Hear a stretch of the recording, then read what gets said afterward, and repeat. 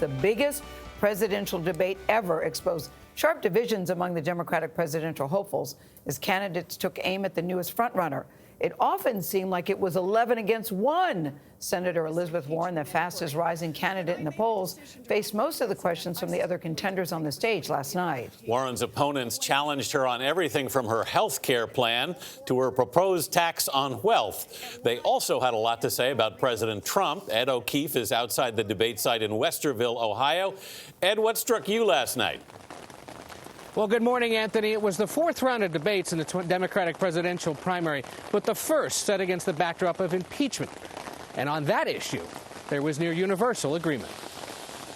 Donald Trump needs to be held accountable. Trump is the most corrupt president in the history of this country. I started the need to impeach movement. All 12 candidates in agreement on one topic, impeaching President Trump. I swore an oath to do my job as a senator, do my duty. This president has violated his.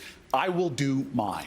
And former Vice President Joe Biden tried once again to move the discussion away from his son Hunter and his work in Ukraine. My son did nothing wrong. I did nothing wrong. But it was Massachusetts Senator Elizabeth Warren who's been rising in the polls and became a new target. Sometimes I think that Senator Warren is more focused on being punitive or pitting some part of the country against the other. She was hit on her plan for a wealth tax. The problem is that it's been tried in Germany, France, Denmark, Sweden, and all those countries ended up repealing it. And for once again refusing to say whether her health care plan would raise taxes on the middle class. Your signature, Senator, is to have a plan for everything. Except this. Medicare for all is the gold standard.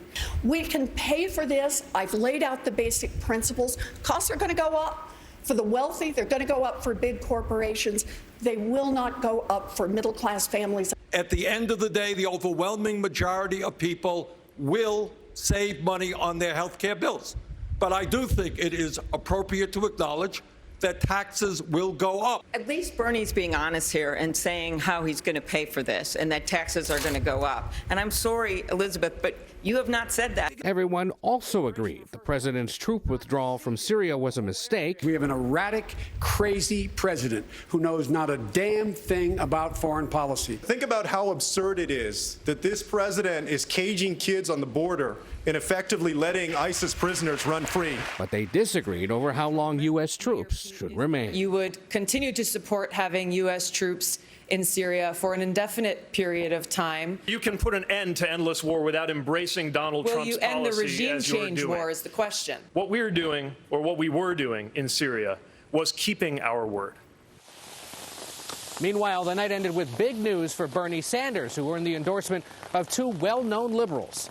Minnesota Congresswoman Ilhan Omar announced that she's backing his presidential bid, and CBS News has learned that New York Congresswoman Alexandria Ocasio-Cortez is set to endorse Sanders on Saturday. That's a big get for him, given that she has a wide national following and was also hotly pursued by Senator Warren. Anthony? Ed, thank you.